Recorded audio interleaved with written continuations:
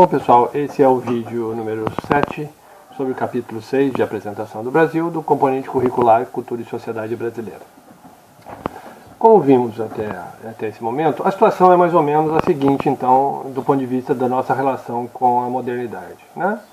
Se nos rendermos a ela, nos tornamos europeus. O propósito da colonização, o conceito de colonização é colonizar, né? É dar a um mundo diferente a mesma feição da original, né? Então, se nos rendermos, nos tornamos modernos. Mais grave ainda, né? Se resistirmos à colonização, se resistirmos ao processo de modernidade, nos tornamos modernos a contragosto, né? Na medida em que deveremos necessariamente nos armar de modernidade para enfrentar a modernidade. Ou seja, aparentemente, né, se a gente trabalha com a lógica meramente humana, nós notamos a dificuldade extrema, né, de enfrentar esse tipo de situação, né? Bom, que a cultura brasileira, então, qual é o caminho que a cultura brasileira tomou? Veja só, né, baseado naquela ideia de perfeição ontológica, né, de que o brasileiro tem essa perspectiva, né, de que está no paraíso, de que a vida é objeto de festa e não de esforço, né, de comemoração e não de trabalho, né, qualquer tipo de processo de modernização envolve a Constituição assumir internamente aquela noção que eu citei antes do Frantz Fanon, de que se cria em função da presença do europeu, uma ferida absoluta. Que ferida é essa? É o reconhecimento da sua imperfeição. Então se trata da perda do paraíso. Na prática, né, deixar de ser perfeito e ser moderno significa uma decadência individual enorme, né? Do ponto de vista antropológico, significa uma queda, né? Significa sair do paraíso, né? Assumir-se como um ser imperfeito, né? Bom, qual é a estratégia, então? A estratégia que me parece ter sido desenvolvida na cultura brasileira é que eu chamo de blindagem ontológica. Ou seja, se preserva o estado de perfeição individual contra qualquer tipo de ferida absoluta que possa atingir a nossa interioridade. Bom, isso cria a seguinte situação, né? Os valores modernos, eles exigem uma disposição individual para a sujeição. É preciso reverenciar valores superiores ao próprio indivíduo. Essa é a lógica da modernidade. Ok, os valores modernos se impuseram a nós pela conquista, né, outros chamam de descobrimento, pela presença do branco aqui na América. Bom, como é que se concilia essas duas coisas, né? Bom, de fato, do ponto de vista da lógica convencional, eles não podem ser conciliados. Qual é a estratégia, então, da cultura brasileira para enfrentar esse processo de modernização e de colonização? Ela assume esses valores modernos, primeira coisa, sem resistir a eles, né? Não há processo de resistência, né? Então, por exemplo, você não vê na história da Constituição do Brasil nenhum processo de rejeição dos valores modernos. Pelo contrário, né? Nós somos muito receptivos aos valores modernos, à introdução do cristianismo, né? A aceitação de valores alienígenas, não temos problema com isso. Agora, muito cuidado, né? Isso não significa uma rendição à modernidade. Senão nós seríamos uma cópia do mundo europeu, né? Assim como a Austrália é uma cópia do mundo europeu, assim como os Estados Unidos é uma cópia do mundo europeu. Nós não somos uma cópia do mundo europeu. Então se operou aqui um tipo de constituição de um dispositivo de resistência muito sofisticado. Esse dispositivo, ele faz a seguinte operação. Ele é receptivo com relação a esses valores europeus, desde que esses valores sejam assumidos do nosso próprio ponto de vista. Ou seja, esses valores, eles jamais vão implicar, do ponto de vista da experiência que nós desenvolvemos, né, da nossa experiência brasileira, né, a ideia da sujeição. Eles não envolvem essa disposição.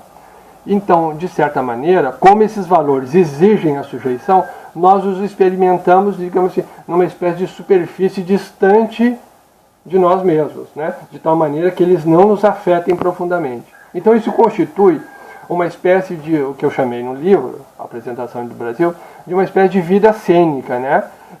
Os valores europeus, né, o impacto, a violência desses valores, até se considerarmos a nossa própria imagem de perfeição, de fato se trata de uma violência, né? Os valores são impostos pela força, né? E mesmo quando não são impostos pela força, eles implicam essa degradação pessoal, esses valores, então, são experimentados numa superfície externa, né, distante de nós. Então, eles estão aí, eles constituem o mundo do Brasil, mas eles não interferem naquela parte profunda, né, da nossa individualidade. Portanto, não se constitui aquilo que nós chamamos até agora de subjetividade. Você tem indivíduos, mas não sujeitos, né? Então, a vida, a experiência desses valores se passa na exterioridade, né? Então, você cria uma espécie de vida cênica, né? Os valores europeus estão no Brasil, mas eles não atingem a profundidade, que não existe profundidade, né? Existe uma grande, digamos assim, superfície plana em que esses valores são experimentados, e aqui e ali, segundo o nosso próprio interesse.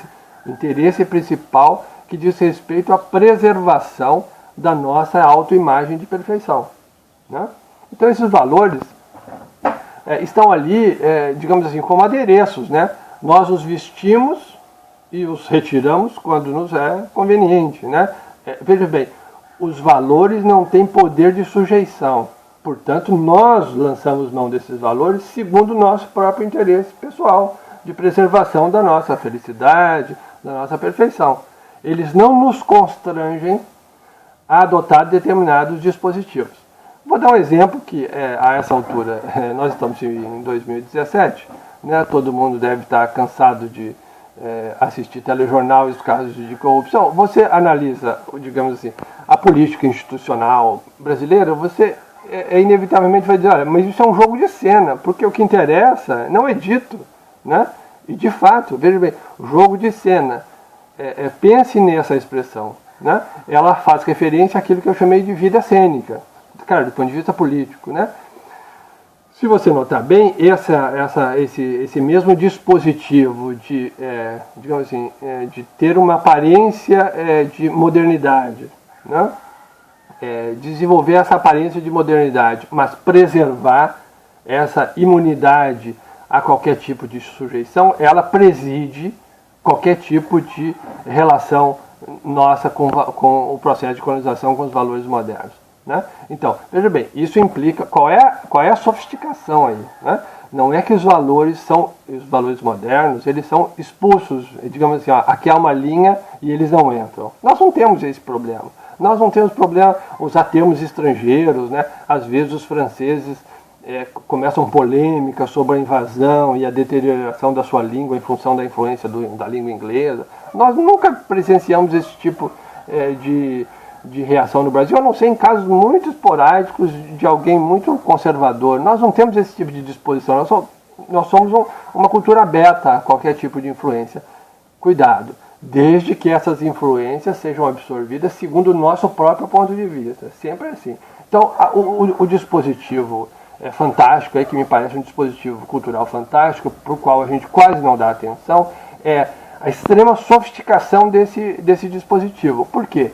Ele não se opõe ao que é externo, aos valores externos que poderiam desfigurar ou alterar a substância da nossa própria cultura, né? Falando substância, para a gente entender que se trata de uma cultura mais ou menos estável, não que ela seja metafísica, né? Cultura, por definição, é um evento temporal que vai mudando, né, com o passar dos anos. De qualquer maneira, você tem um certo núcleo que vai sofrendo impactos, mas ele vai permanecendo. Ele, pelo menos, funciona como referencial para o nosso discurso. Então, veja só a sofisticação desse dispositivo.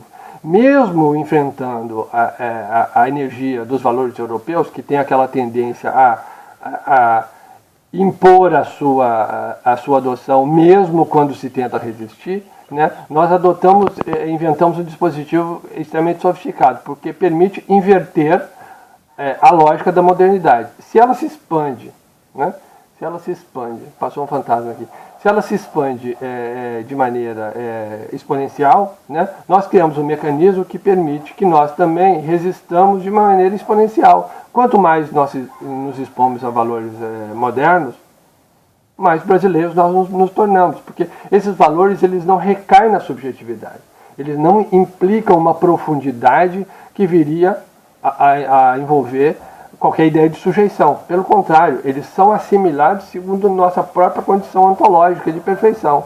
Então, eles não nos obrigam àquela diminuição, à perda do paraíso, né? Então, nós, na verdade, nos mantemos intactos no meio da tempestade dos valores europeus e modernos.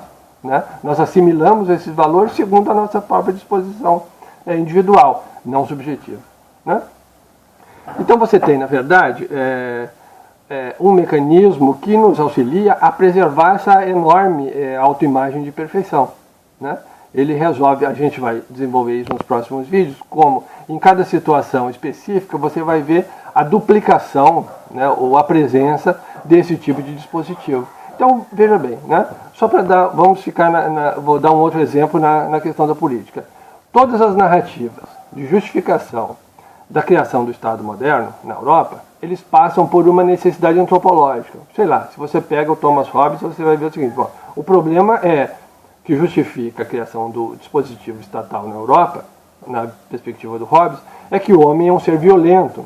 Então chega um determinado momento que, por um cálculo básico, ele diz, olha, se a gente depor as armas e eleger um líder que vai proibir a prática da violência, eu vou me sentir mais seguro. Então, veja, é uma necessidade antropológica. Então, ele sabe que a prática da violência é, na verdade, expressão de uma grande fragilidade interna.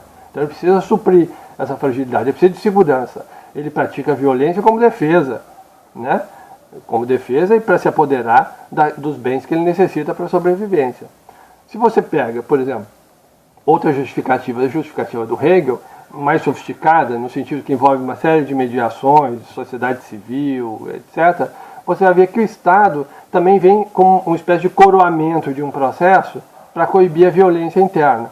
Né? Então, de novo, há uma demanda interna do indivíduo, na explicação hegeliana, há uma demanda interna do indivíduo pelo Estado. Né? Bom, se agora a gente assume a condição da cultura brasileira, que digamos, esse grande dispositivo chamado vida cênica, o objetivo dele fundamental é preservar a nossa autoimagem de perfeição, qual é a demanda efetiva do indivíduo em função de um Estado? Por que ele vai lançar mão desse Estado? Ele vai lançar mão desse Estado apenas para preservar a autoimagem de perfeição. Né?